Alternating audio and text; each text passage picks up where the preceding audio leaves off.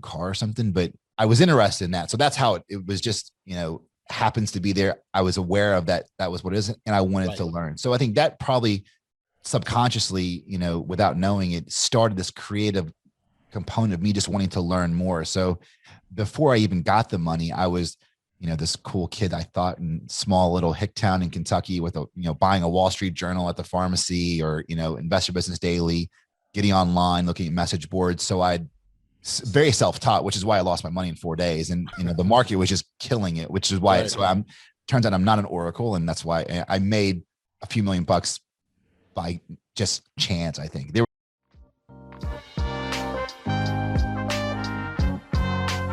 Welcome to the Audacious Living Podcast, hosted by my man, Audley Stevenson, the Odd Man. He'll unpack wisdom and insights from a cross-section of top quality performers in business, media, sports, entertainment, and lifestyle to uncover key elements to help you live your best audacious life ever. So without further ado, here is the Odd Man. Greetings and salutations, it's Audley Stevenson, and we're back for another edition of the Audacious Living Podcast. Of course, you know that this is the most audacious podcast you find on the internet. There isn't one more audacious than this, and so I really want to take this opportunity to thank you for joining us here as we continue our ongoing goal of helping our listeners live their best audacious lives ever. I would encourage you to connect with us through our social media channels. You can find us on Twitter, Instagram, and Facebook, or you can subscribe to our YouTube channel simply by tapping that bell down below. Ding, ding, ding. There you go. And that's how you stay connected to all good things audacious related. Now, on this episode of the podcast, we're going to discuss the importance of planning, and you're going to hear a story about a young man who didn't necessarily do a good job of planning, and it ended up costing him a couple $1 million. Jeremy Delk is a successful entrepreneur who stumbled into day trading at an early age, and he ended up making $2 million only to lose it all in about 4 days. And this all happened before he was even 21 years old, so he was super young. And I just think about what that must have been like, and imagine to get that kind of money and lose it so quickly. And it's really wild when you stop and think about it. And Jeremy certainly has had a lot of time to think about that and dwell on the lessons learned. And he now takes those lessons and he invests much of his time, focuses much of his time investing in and advising entrepreneurs and teaching them lessons based on his own past mistakes. He's got an up-and-coming book that's going to be coming out, and he'll chronicle again his journey and lessons learned through that process. And again, the big lesson and the big focus for him is about learning, and that's why he invests in others the way he does. It really is a great conversation. Jeremy had a wealth of insights and information. So without any further ado, here's my conversation with Jeremy Delk. Enjoy. Jeremy, it's a pleasure to have you here with me today on the Audacious Living Podcast. Thank you for making the time to be here. Thanks so much. Excited to join you and get into it. Yeah, thank you. Yeah, no, listen, I'm a big fan of the dialogues and the conversations and individual stories. And, we just said sort of a second just before we got going here is that, everyone's got a story to tell. And sometimes they don't realize how, whether it be motivational or inspirational or how many lessons, within their own story that they can impart to others. So that's the best part for me. So I'm looking forward to chatting with you. Awesome. So on that, as a serial entrepreneur, that would be an individual that keeps themselves busy, I would imagine, and they're just kind of going from one thing to the next. Also, talk about your work that you do and where you're at today, I guess, is a starting point. Yeah, no, for sure. Again, thanks for having me. I guess serial entrepreneur is, you got serious issues or serial issues, right? Because you definitely kind of punish yourself for kind of going through and this definition of insanity, right? Doing the same thing, expecting a different outcome. But yeah, I'm a small town kid from Bardstown, Kentucky. Grew up bourbon capital of the world.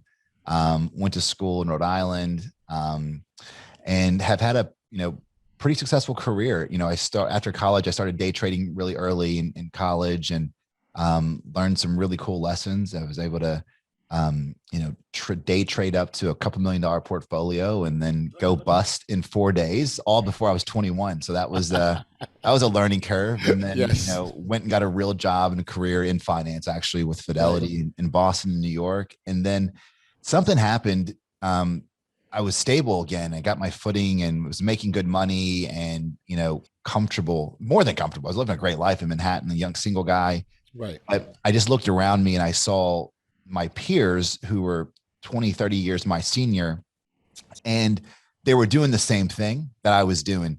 But, I was driving a BMW, they were driving a Bentley. I mean, but from a component standpoint, we weren't making anything other than money. Right. And I would come up with this idea and that idea and come through. And Fidelity is a huge company, and they gave me a very early start when probably no one would, and invested a lot in me. So I've got nothing but good things to say about them. But I think Fidelity, like any other big company or corporation, it's a lot of, hey kid, just keep your head down and kind of keep going.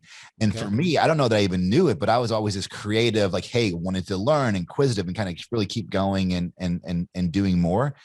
And I just saw myself that was going to be the death of me, not like physical death, but just like, who I was inside. I was inside this person and want to go out and do more. So against my mother's will, I did end up going out on my own, resigned, and they came after me and tried to not get me to resign, which was a good feeling, but I'd already kind of made my mental commitment, went out on my own. And that was in May of 2002. So nearly 20 years ago. Oh yeah. And yeah, it's been a ride. It's been a ride. So I gotta go back. Why day trading? I mean, most early 20 or late teens, 20-year-olds are not thinking about that. At least I don't think they are. How did you land there? Because that sounds to me like that was sort of the impetus for you, and maybe the launch pad is to spring forward. Yeah, I mean, you'll definitely find throughout the podcast that nothing I've done there's not a logical jump to anything that I've done, but that's what makes it cool, I guess. But I lost my dad when I was younger. I was 7. Okay. And we had a small, there was a life insurance policy deal, and there was, a small inheritance of around, I think $50,000 that my mom and, the trustees and all the people, they put into the stock market. So I was made aware of that when I was probably 16. Okay. And they put it in Disney, a very safe, good company. Yeah. Cool if you're a kid, you go to the Disney store, like, oh, I'm buying this. I own that. Yeah, I own that. Exactly. I own and then the other was like a 20th Century Ultra mutual fund. Okay. So at 16 or 17, I knew that I was going to, be getting this money. And I don't know that, I mean, yeah, I probably wanted a new car or something, but I was interested in that. So that's how it was just, happens to be there. I was aware of that was what it is, and I wanted to learn. So I think that probably subconsciously, without knowing it, started this creative component of me just wanting to learn more. So before I even got the money, I was, this cool kid, I thought, in small little hick town in Kentucky with buying a Wall Street Journal at the pharmacy, or, Investor Business Daily, getting online, looking at message boards. So I'd very self-taught, which is why I lost my money in 4 days. And, the market was just killing it, which is why, turns out I'm not an oracle. And that's why I made a few $1 million by just chance. I think it was gambling, day trading in my complaint, but I wasn't hedging or whatever, but that's how I got into it. And, that knowledge, even though I lost everything, it forced me, because I'd bought a condo and I'd had other expenses that, it still gave me quite a bit of awareness. So, through a bunch of odd jobs that, I'm working on a book that I just finished this chapter, which is kind of telling. I talk about, having all this, cash, but I was in a condo, had a car payment, had all these other pieces, and went to have $0. So I had to go and get all these odd jobs, from renting apartments to mowing grass, while I was in college. But it was that depth of knowledge from the market that serendipitously gave me my opportunity there. And I think that's probably been the antithesis of my life, of just go, right? I mean, just start, because you don't know where it's going to go, man. Like you know, so just have experiences, learn, try not to make the same mistakes twice, and then go, But I probably in this short conversation, you've probably said the word learn half a dozen times, and clearly it's something that is important and significant to you.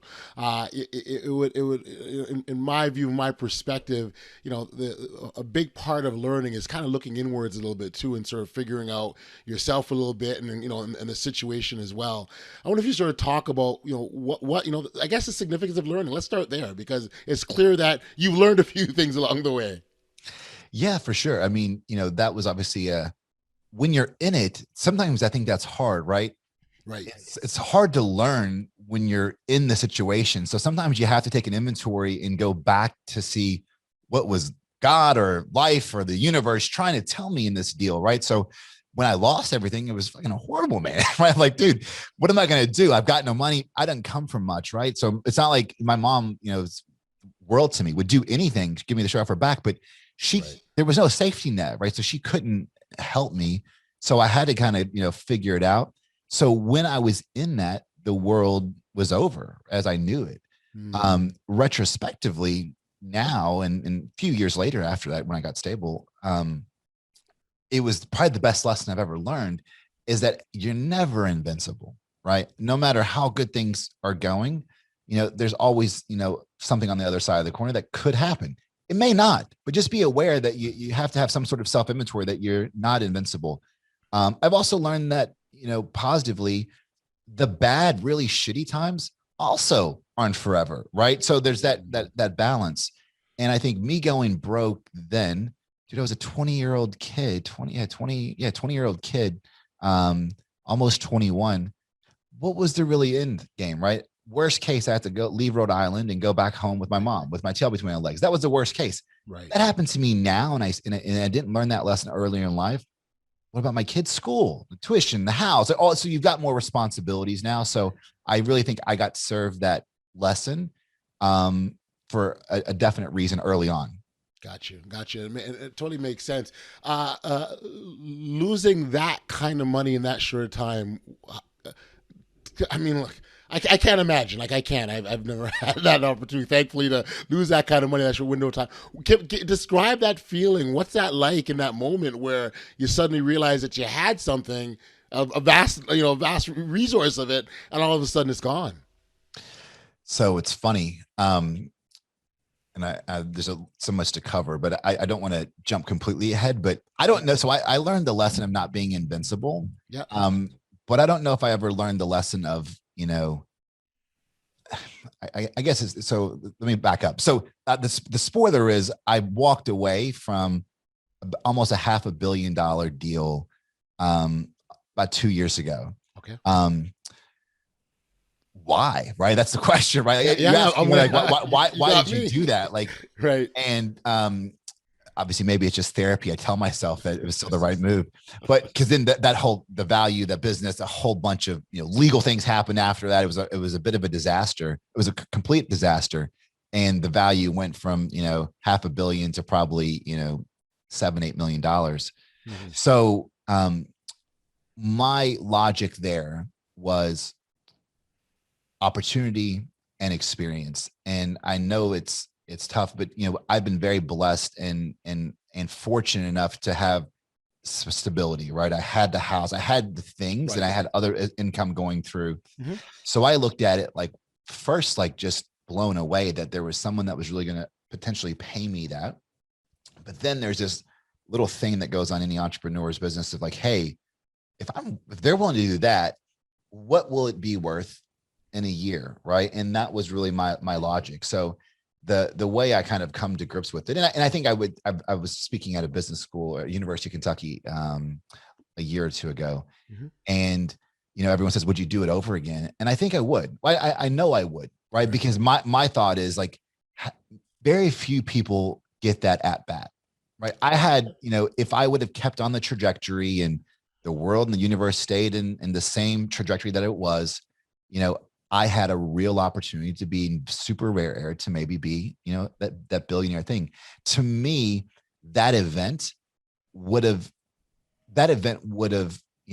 been more worth it to me because I mean, it was a lot of money. It's funny money, that kind of cash. Right. But for me, it was more of that opportunity. Like, hey, this is my one chance. I'm a small town kid from Kentucky. Like, how many chances do you even get? Like, you can't buy a lottery ticket and win $1 billion, right? So that's what it was for me. Is that so? I guess I don't look at it like what I lost. I looked at like, hey, what was a lesson there, and go through. We all have primal core components that we need to make sure that we're looking after. But I try to look at it as like, hey, what's the overall piece? Because truthfully, it's not about the third house and the all that stuff. I mean, there was a time in my life that you think it is, right? Well, you think it is, or you're solving for something else, right? I mean, I had to, if you're doing all those things, you're buying all these material things, and you're just not really, doing. You have to kind of question yourself, and I still do it, right? I love nice things. I like, fast sports cars, all those spoils. Mm-hmm. But you got to be conscious on why you're doing it, right? Because I think there was a time I know there was a time in my life when I was doing them to kind of fill a different void. And you've got to just be happy with what you are, where you are, and what you want to do. Then everything else is secondary. And it's like, hey, that's the experiences, and what's your core values from that space. Does that make sense? Yeah, it totally does. I mean, there's few themes that I was sort of thinking about as you were talking, but certainly, I mean, you sort of talked on the why piece, knowing what you're doing and why you do it. Certainly, a sense of satisfaction. I also heard that loud and clear that you've got to have as you go through things. Even going back when you were talking about not being invincible, there's a lesson in humility in that as well too, right? That in terms of knowing who you are, where you are, and knowing that in a moment, what you had today easily could be gone tomorrow, as you clearly touched on. Absolutely. And I think, again, this book that is therapeutic. If you ever think about doing it, but I don't know if you have a book, if you think about it, think twice about it, because like it's a painstaking process. Because mine's a memoir component, but the title is like Without a Plan. Right. And the idea of it is, it's been a lot of self-inventory and really kind of questioning why you do it. But I think the biggest piece that, just talking to my dad, you're not promised tomorrow, man. You're not. And I think there's a component probably, subconsciously, that is what is the driver of me, right? I don't think I'm not scared of death, but I think maybe, again, I don't want to spoil everything in the book, but there was a component where I probably blamed myself early on in life that I maybe should have been on the bike with him, and it was a motorcycle deal. And right.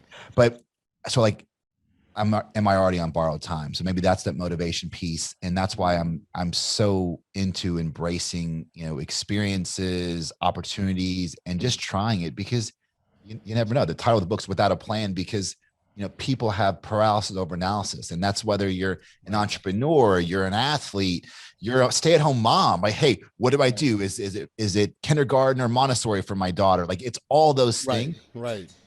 At some point, no matter how calculated you are, no matter how many scenarios you split test and go through, I've been in business long enough. It never works, man. It never works exactly to the plan. So why hold yourself up so much? Right. As opposed to just getting started. Because, the other thing you do when you plan something to death, I found, is that you've subconsciously put this little, these, pathways in your, in your head that, well, that's how it has to happen. Where I go down the path, when I hit that bump, I don't necessarily have a plan of where I'm going. So it allows me to be, more nimble on which way is the right way to go then. Right. If you have this thing planned out and you hit this wall, well, I've got to go left. I've got to go left because I planned. But left may be wrong, man. You may be going off a cliff. Yeah. And something, when you talk about that plan piece, sometimes like there's we make these plans with no evidence or data that would tell us that if we pivot from it, that wouldn't be a better way. We just know that we've got the plan, right? So this is what the plan says, but who's to say this turn that we make isn't better?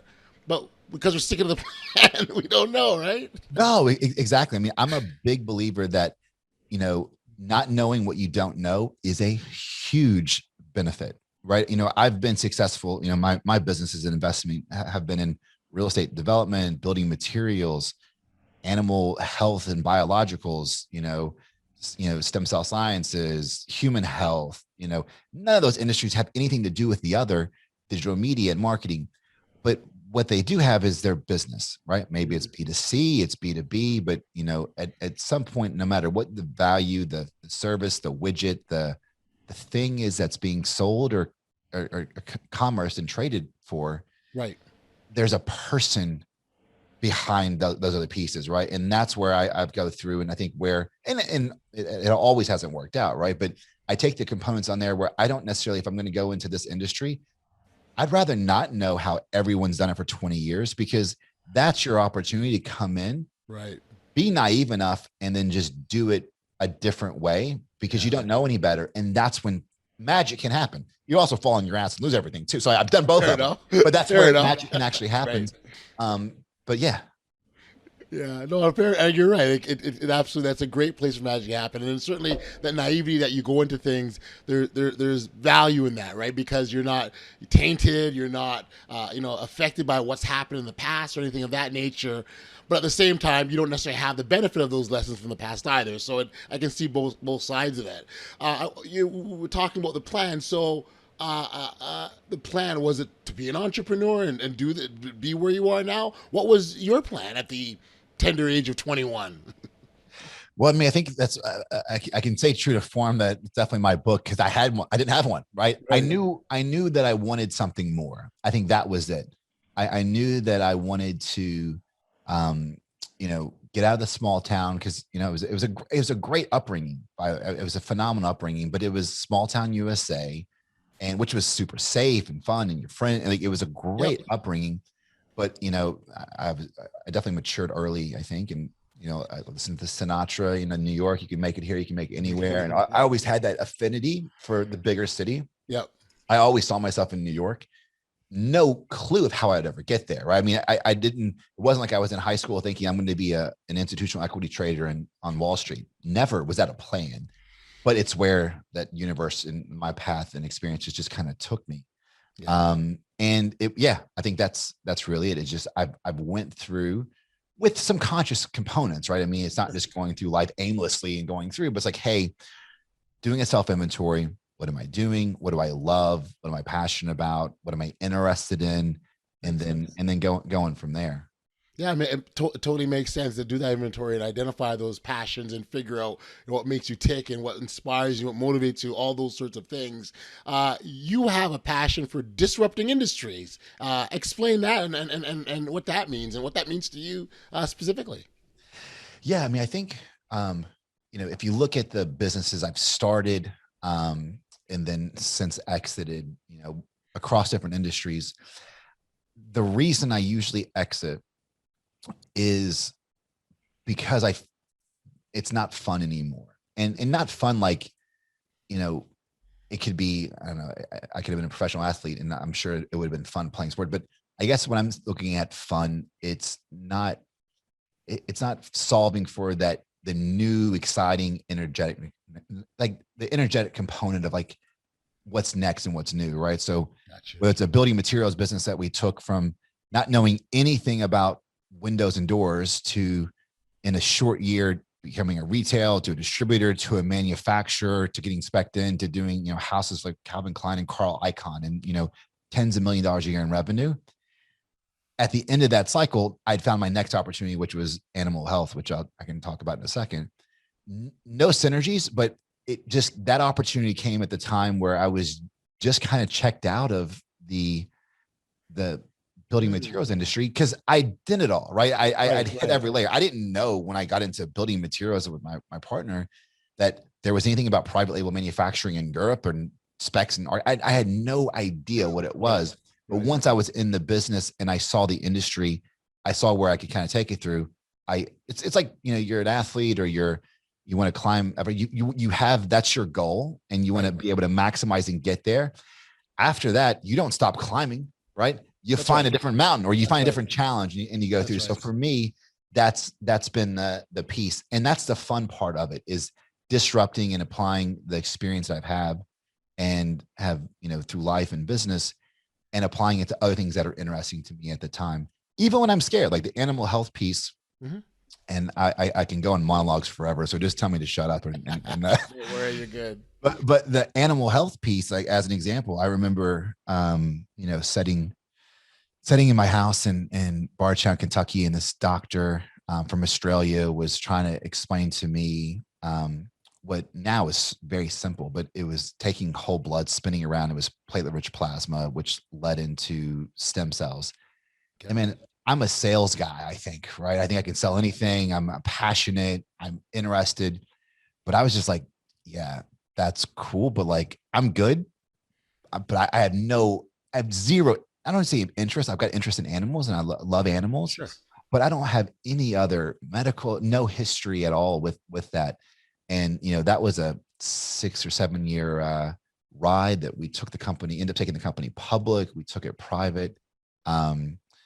A funny story, if we have time, I can tell you towards the end. I mean, it led to me having, tea with Sheikh Mohammed, the ruler of Dubai. Oh, wow. Like, Wow. there's no path to that, right? There's no way you can't storyboard that. It goes through. You cannot plan that at all. But it's a life experience. I love that. I love that part of the world now, and I've been there, dozens of times. So yeah, it's been fun. And I learned a lot in that foundation of science and medicine, transition to the next thing. So there was Jamie Foxx, obviously, multi-talented, sure. Triple threat, the whole deal. Yeah. I saw him in an interview like years and years ago, and he was raised by his grandma, and it was so profound, like what he was saying. Cause like his grandma, like kind of go through and just was so hard on him and made him do those things. And I know what it was. It was the interview that he was doing like shortly after Ray had came out. And he's like, my grandma was kind of prepping me for something. I had no clue what's going to happen. She's like, Hey, Jamie, you gotta learn how to sing there, Jamie. Hey, Jamie, gotta get in that piano, Jamie. So all these little skills that he probably hated his grandma for, like, come on, man, like, give me a break. I want to go play football or whatever. All those little skills that she gave him were those little tools in his tool belt for an opportunity that he had no idea, and then played a phenomenal role in. Absolutely. I mean, huge pivotal movie.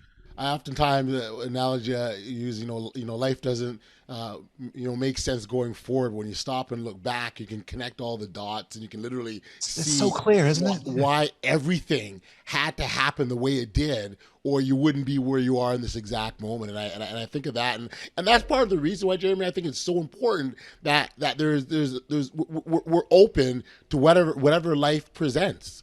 Whatever opportunities that come away. You're in animal science. You're like, well, how did I get here? Like, you're not focusing on, well, I don't do this, or this isn't my thing, or I don't know if I should get. It's like, okay, how can I get involved? And I would imagine, and maybe you could speak to this, that there's overlaps between industries that you can take from one and maybe not exactly fit, but apply in a certain model, or maybe build on and develop something new.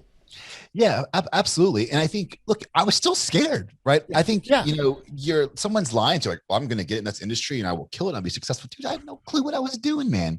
So you're still scared, but I think the whole planning piece goes into the fear component and like being scared. That's why they're the paralysis by analysis, I say, and they're really kind of trying to lay out a plan. Right. The biggest mistake I see, and this is, to your audience, even, from an entrepreneur to an athlete, to this, everyone is so damn scared of failure. And I'm the opposite, man. Like everything that we do, let's set what our goal is, and then let's measure what we think success is, and then just run through the wall to get there, and then measure it. Was it a success or was it a failure? But the failures is where you learn, right? I mean, case in point, me making all that money, I didn't learn shit. Like when I was doing I didn't learn anything, and it was taken away in 4 days because I hadn't failed. Right. If I would have had some, it was just all a rocket ship up. If I would have had some setbacks earlier on, arguably I could have learned from those and then hedged and not have lost it all. But for me, it was in the cards to lose it all. So failure is where the good stuff is, man. And I think we've got, whether it's in school and cricket, like, this whole idea of like, hey, failure's bad coming through. Failure needs to be embraced, man. And because that's really where you go through and look at, if it's Kobe, RIP, or, LeBron, those guys, they didn't just get to where they are by like everything coming to them. It's a hard work. What you see is him studying, now he's number 2 in points all time behind, that's what you see. Right. But all the stuff he was doing in the lab, of course, he's a specimen and is, of course, completely just talented. But the work ethic, that's what we don't do behind the scenes. And it's the stuff going through, and that's the piece that no one sees. Well, it's not sexy, if you will, right? Because it's hard work, it's the grind, it's Right. the early morning, it's the late nights, it's all of that, the injuries and things that you fight through. But again, what we see is what's on the spotlight, because that's what the appeal is. Right. Yeah, and we live in with with your social media feeds on your phone and Oh everything, yeah, just yeah. constant there. We live in this microwave, immediate gratification society, which is tough. And I mean, I feel for, I'm turning 42 next month, and I feel for like this younger generation, Right. who I've got, I've got, a lot of these work for me, and they work for they're my staff, and they come out, and some of them, not all of them, but some of them have this level of like, well, I got a 4-year degree, or even better, I got an MBA, which is the whole other story. But I've done those things. So now I'm due this comp, this. Right. And it's just this, well, I tick that box, man. It doesn't work like that. Right. I mean, if you finish your school for a trade, like, law, medicine, okay, there's a pathway, but Sure. general education, and you've got to prove yourself and stand out and have that other, it's just not, it's not entitled, or it's just, there's a sense of entitlement, but nothing's promised to you. You've got to apply it. Yeah, I agree. You absolutely have to. And, I think there's great value in doing so, because, again, sir, what we sort of touched on is you don't know where that path will take you, what door will open, what opportunity will be created, because you took a chance on something. You didn't know. Like, no one goes to anything having all the answers. We don't, right? But it still doesn't mean that we can't take some form of action. Right. So, right. And think about it. Like, and I think, I try to do this myself. But I don't always. I mean, again, after my deal fell apart, again, I got like a huge regulatory issue, and I'm having to pay like a couple $1 million in fine. I mean, it was a bad experience. So even me, who's tenured in business and been through some things, I know that, nothing bad always lasts forever, but right. Sometimes it feels like it when you're in it, man. Like, I know all the tools, but like, right. dude, the world's coming. Like, what do I even do? And whatever. But, hunker down, try to go through, and then just re-up. And I think that's the lesson. Yeah. And, what's the worst thing that could happen? If for me in college, I went home with my mom, right? Or, hey, you want to start a business, or you want to start an idea, or you want to go into a cross sport, or you want to be a better, housewife, whatever it is that you want to do. Yep. Take one step. That's it. Don't have to go all the way in. Don't have to quit your job and adopt 2 kids. Like, take one step. Right. And then get your footing, see what happens. Maybe you slip on the first one. Okay. Get grounded and then go forward. But it's that continuous movement forward is where you'll get that confidence up. Right. And I think that's where that's a good foundation to be. It's much easier said than done, especially on your first one. But after you get more and more, you have confidence in yourself. Like, hey, we'll figure it out. And for sure.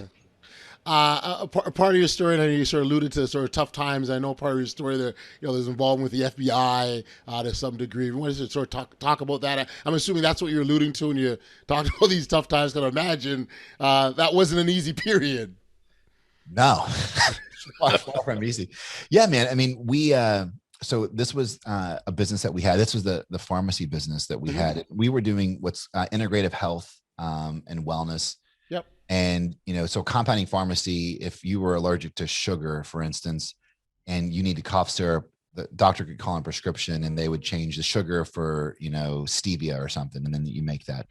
So we were treating well care or integrative health patients. And I had my own health journey. I'd probably lost 70 pounds. I was, the CEO of this company. And, so, wow, this is something really exciting. Right. From a patient component. So I got really excited myself, like, wow, besides the business piece, which I'll talk about, this is great. I feel so much better. I look better. I'm training better. Everything is driving. Then it went to like anger, because I was like, hey, I had resources. I had money. Like, why didn't I know about this? And then why isn't this mainstream medicine? And that's the next kind of chapter that I started to take to make this more affordable to everyone. But that business was a rocket ship. So, I mean, we could not control the growth. I mean, we were the 4th fastest growing healthcare company by Inc., 24th nationwide across all industries in 2019. Wow. We were, so in a 4-year piece, we went from 0 to, 50 something $million a year in revenue. Wow. Which from experience, there is zero way to control that type of growth. And look, truthfully, we grew really, really fast. And look, we made mistakes. We didn't do everything the right way. Sure. Thankfully what we did, we hurting patients, there was nothing like that, but we were working in what turned out to be a gray area, where there was guidance on, and made mistakes. It cost me, personally, a lot. Right. It was my previous criminal history to this was, speeding tickets. So it was a real kind of, gravity moment of like, wow, what do you do? So also, and to put it in perspective here. So I turned down that, $450 million offer. Yep.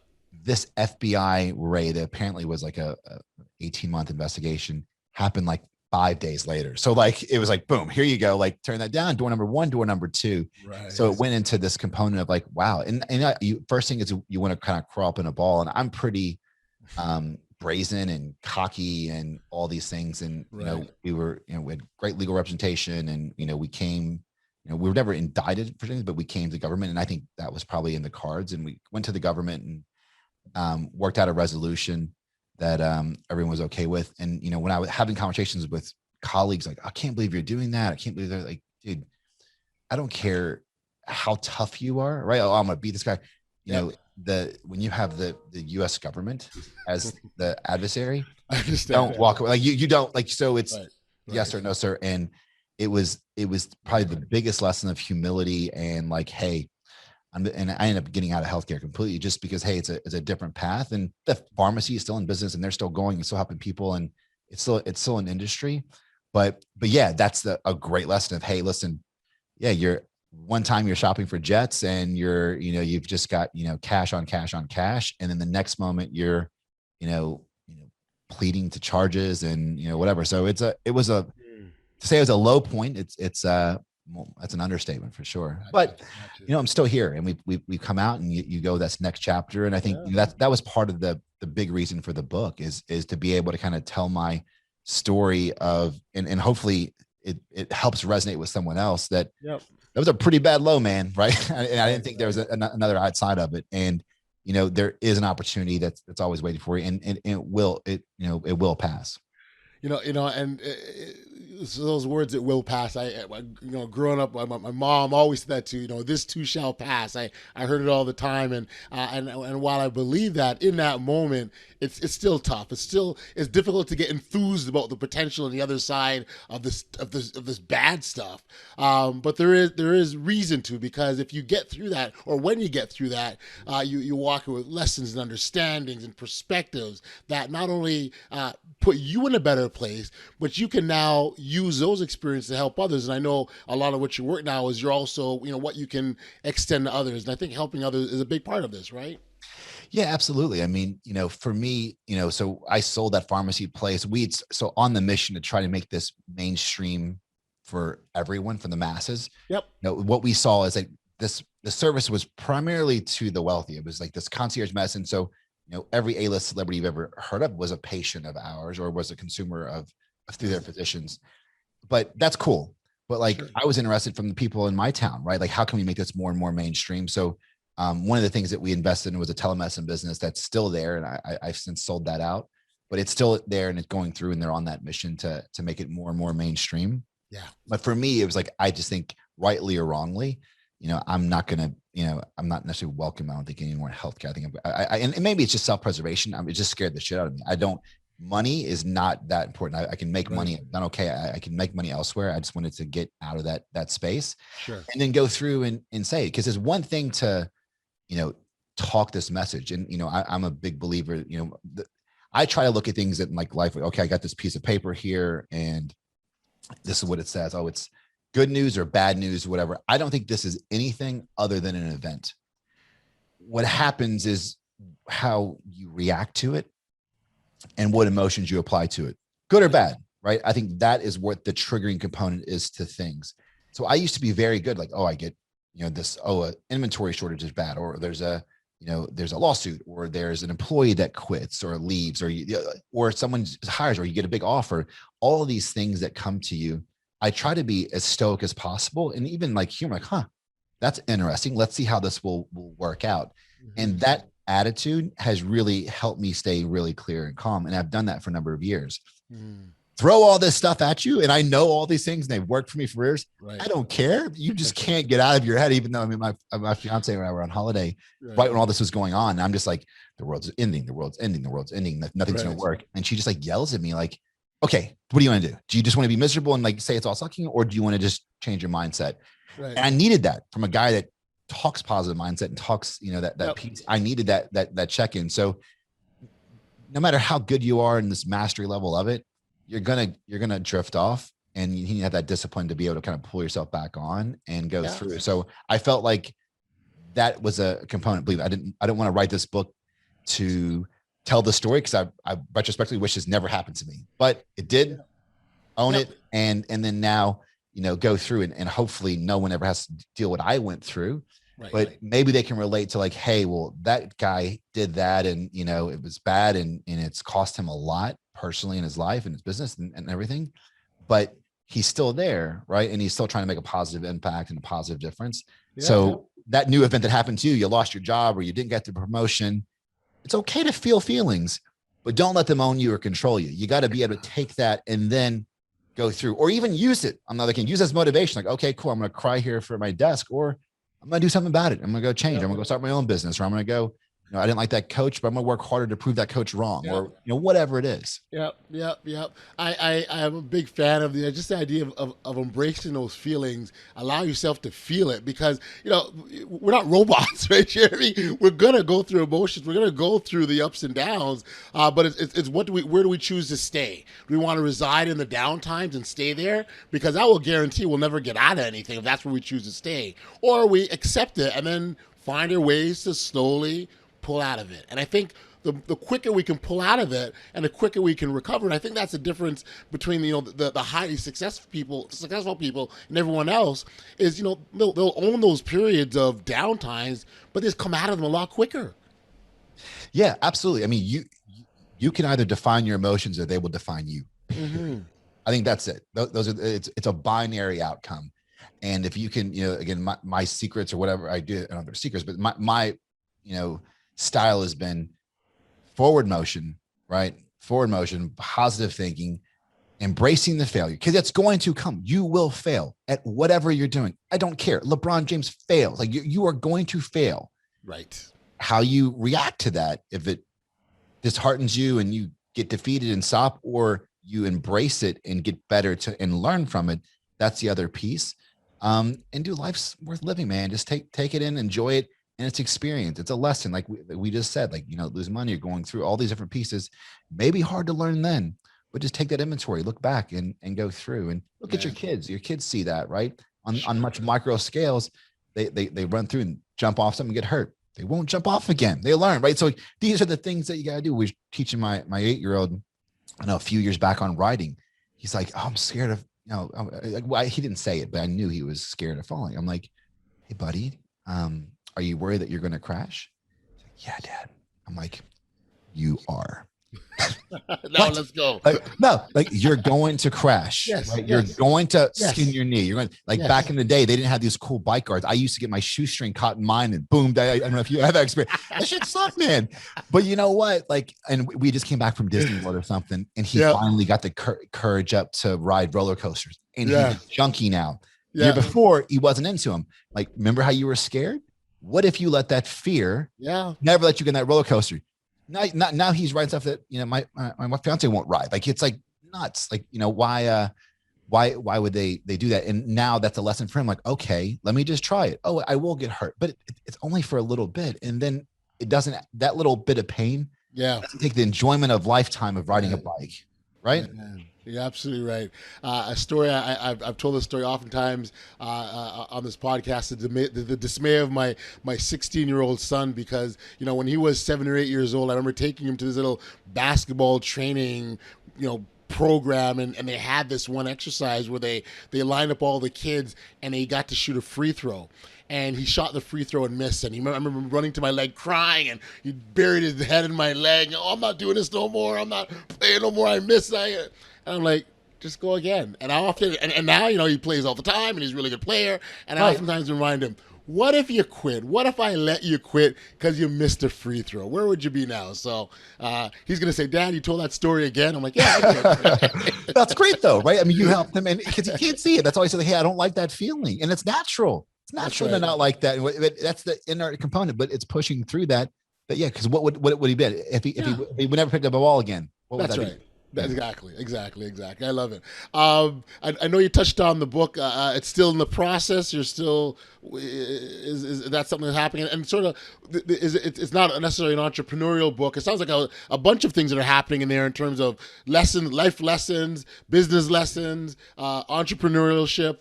It's multifaceted. It sounds like family part. I mean, it's everything. Yeah, I mean, I guess it's the title is Without a Plan, and it's a memoir of failing my way to success. Is the title?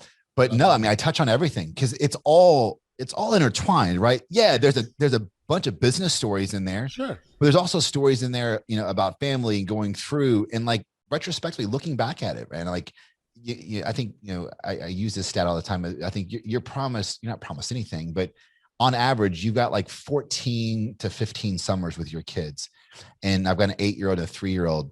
And, the first 3 years of my son's life, I was busy, crazy going through, but like, oh, he's not going to remember that and it's fine and whatever. So I had the ability to probably do more at home, but I didn't. My daughter, like, the bond we have is nuts. It's absolutely nuts. And I'm so there. So now like regretting, like, man, I lost those 3 years. Right. So going through, so it's learning those pieces about relationships and what makes you happy. I mean, I've been through, like, so all the struggles that I've had, suck, but I've lived also a blessed life too. So I tell the good, the bad, and the ugly. Right. And I think hopefully, well, I don't know, hopefully, because everyone that we've, working with my editor on it, anyone that's kind of read it and kind of going through, hopefully it's out sometime in September, October, that it does cross so many genres. It's probably gonna get labeled into a business success kind of book, I'm sure. Sure. But I want the stay-at-home mom to read it and be like, hey, that's interesting because maybe I've got a passion to do this, or how I communicate, and really finding out what in your core is what's happiness. So what is it that is fulfilling you and driving you and making you who you are? I love it, Jeremy. That's awesome. I'd be remiss if I didn't, as a fellow podcaster, give you an opportunity to talk about your podcast and what it's all about, and where listeners can check that out. Yeah, I mean, we launched my podcast, just recently, and mainly for trying to help and tell lessons more, like even more specifics in the book. And then I've got something on my website, jeremydelk.com, that kind of just put a post about this. But, in the book, I cover a lot of, broad lessons, but they're just about me. What I wanted to, in my experiences and, the peripheral, I wanted to be able to bring on, entrepreneurs or marketing guy or anyone that it doesn't have to be an entrepreneur that goes through and just talk similar to you, an open dialogue about life, business, and really fulfillment going through, and then overcoming that adversity or those fears and those pieces, because they all cross over. If you're just deathly scared of public speaking, then maybe you're deathly scared of communicating to your partner at home or your business partner at the office. So just overcoming those and just diving into those nuanceical pieces where we can hopefully add some value there. I love it. Again, I know the grind of a podcast and all the work's involved in the planning and everything. So I have to commend you, and I'll absolutely definitely check it out. Jeremy, I've really enjoyed this conversation, and it's been awesome. Learn about your history, background, and what you're up to is fantastic. I want to ask you one last question before we get on out of here, and I'm going to bring it back. I think in the beginning we talked about planning, right? And that's where we touched on a number of things. But I want to bring it back to planning for a second. And I've got this. If there's this one listener out there, who's been hearing our conversation, and taking it in, and if you were to finish, this sentence, right? In absence of a plan, I should. What would that be? What would you say to that person? Take action. Just get started. I've not been successful, as I said, just by like airy fairy. Oh, I'm going to go in this industry and hopefully it'll be okay. Of course I had some understanding, but the reality on every time I ever did a business, the goal I thought I was going to was always the wrong goal because I didn't know enough of what the real goal was. Right. But I set a goal, right? Big, small, and different, right? I want to go into and make an Etsy shop. I don't know how to even do that. But let's say I wanted to be an Etsy shop and make some kind of craft thing. Well, maybe the goal is to set up a store and make one thing. And if it doesn't sell, I'll give it to my grandma or something, right? So just set whatever goal is, but just take action. Just do it and get started. Awesome. Great advice. Jeremy, if our listeners want to check you out or learn more about you, where could we send them? Yeah. So the website's jeremydelk.com, DELK. And then on all socials, I'm Jeremy S. Delk. Very cool. Well, look, Jeremy, I appreciated the time today. Again, I was really looking forward to the chat, and I think he left a lot of great insights. I'm oftentimes, even when I never grow tired of these conversations. I walk away, and I undoubtedly will do it after our chat. I'll sort of think about some of the things I heard, and there's always kind of just one thing that leaves me with, and I think the significance around planning, and the lack thereof a plan too, because you're talking about how it worked both ways, right? So thank you for the insights. Thank you for the time. It's been awesome to share with you today. Thanks so much for having me. Appreciate it, Ollie.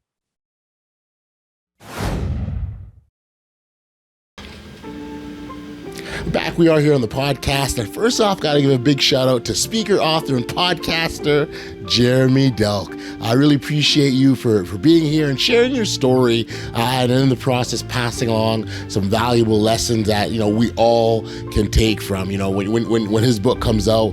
I'm definitely eager to check that out. And maybe we'll get him back on the podcast again to talk about that. So thanks again, Jeremy. When I reflect on my conversation with Jeremy, he left us with a lot of really great things. But if there's just one thing that I take from my chat with him, it would be this. It was Benjamin Franklin who once said, "Failing to plan is planning to fail." And we all know that having a well thought out plan that takes into account objectives and risk factors, accountabilities and contingency planning when things go off the rails are all key aspects to any good plan. Now, planning, we all know planning is important because it helps us to establish appropriate goals. And if you've got a really good plan, it will help you determine if the plan is even realistic or not. So it's something to take into account. Now, there's lots of benefits to planning, but if there's one thing that shouldn't be ignored, that would be a peace of mind. And a good plan can definitely give you that.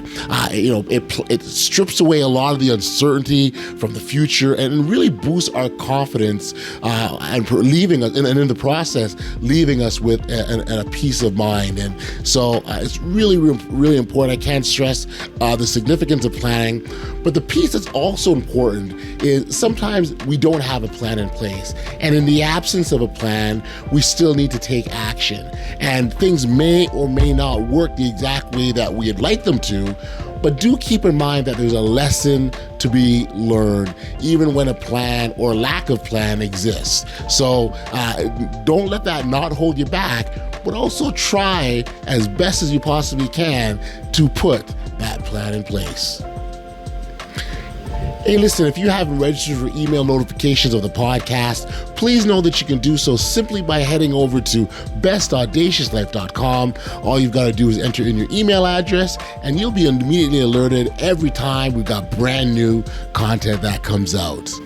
We've reached the end of another episode of the Audacious Living Podcast, and as always, got to send a big shout out to our amazing listeners. Thank you for joining us here and being along for the ride. It's so much appreciated.